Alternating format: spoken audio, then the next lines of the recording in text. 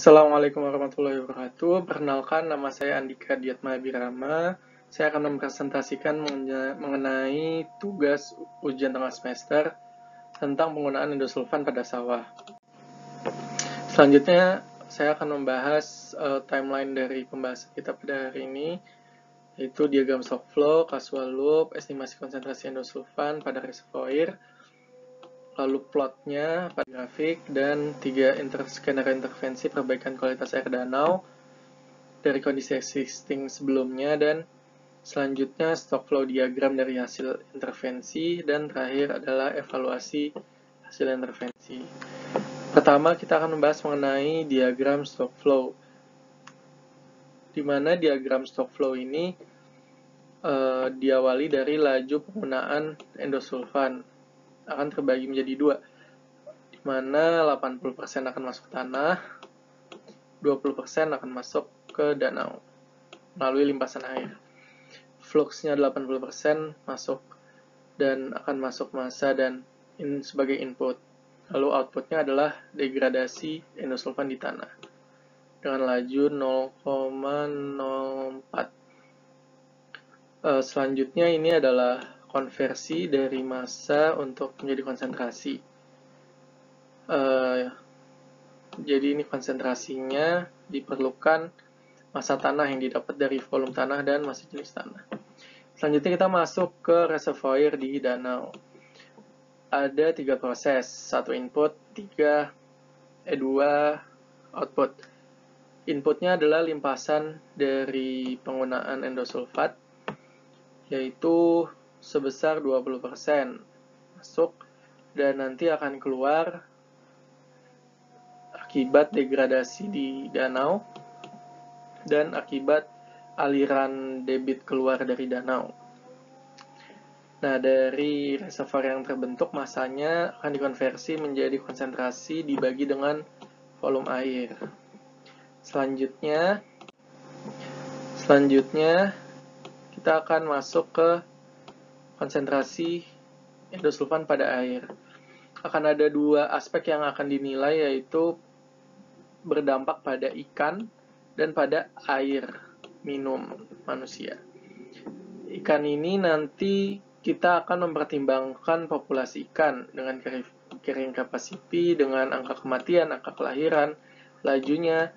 Nanti akan mendapatkan kematian ikan akibat dimakan, di mana persentase kematian akibat dimakan adalah 60%.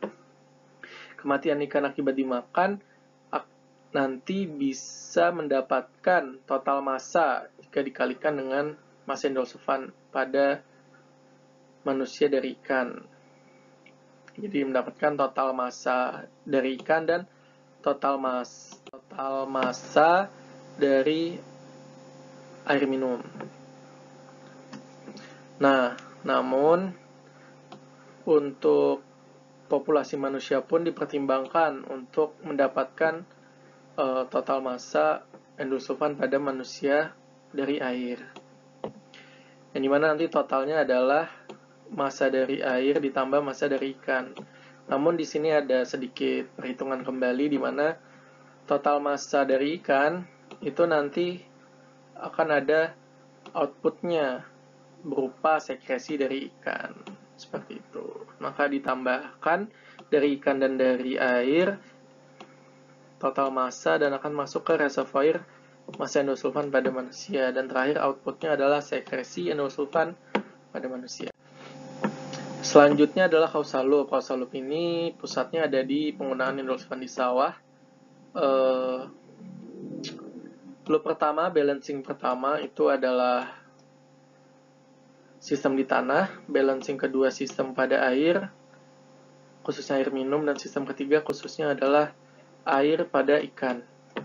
Dan sistem kedua ini adalah reinforcing yang menguatkan penggunaan endosulfan di sawah, di mana hasil panen meningkatkan ekonomi, meningkatkan populasi, meningkatkan kebutuhan pangan, dan meningkatkan endosulfan, di mana minus plus plus plus plus plus plus plus plus minus plus plus plus, plus, plus, makanya reinforcing, sedangkan yang di bawahnya balancing. Selanjutnya adalah estimasi konsentrasi endosulfan. Pada kondisi existing, estimasinya dari PowerSim sebagai berikut. Pada tanah, pada danau, pada manusia. Nah, ini melebihi dari baku mutu pada air danau. Sehingga, dan ini adalah plotnya. Dimana kalau pada tanah, dia konsentrasinya bertambah secara perlahan. Namun pada air danau dia naik cukup signifikan dan akibat output yang juga dalam waktu yang cepat, kurang lebih tahun keempat atau 5, dia sudah bisa mengimbangi menjadi posisi seimbang. Nah, pada manusia, grafik berbentuk seperti grafik log curve, dikarenakan ada carrying capacity. Jadi pada awal akan meningkat secara eksponensial, namun karena kapasitas dari desa dan populasi ikannya semakin besar, semakin sedikit, akhirnya kematiannya pun dan akumulasi masanya pun jadi menuju seimbang seperti itu. Nah, lanjut ke skenario intervensi dari tadi yang melebihi baku mutu. Yang pertama adalah membuat saluran drainase di sekeliling sawah untuk melakukan limpasan air menuju IPAL yang punya efisiensi 96%. Yang kedua adalah menanam pohon di sekitar sawah dan memperluas RTH yang harapannya akan memperkuat penyerapan air sehingga fraksi limpasan air akan menjadi 5% saja. Lalu membuat kolam retensi yang dapat mengurangi limpasan air, diasumsikan berkurang 10%.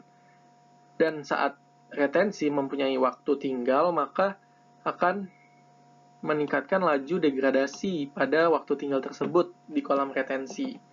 Diasumsikan degradasinya menjadi 0,2 per tahun. Nah, dari evaluasi skenario yang ada, dapat dilihat bahwa konsentrasi endosulfan yang masuk dalam baku mutu adalah skenario 1, yaitu memakai IPAL dengan efisiensi 96%. Sedangkan skenario 2 dan 3 tidak berhasil. Nah, ini plot skenario 1 tidak jauh berbeda bentuknya dari plot existing, namun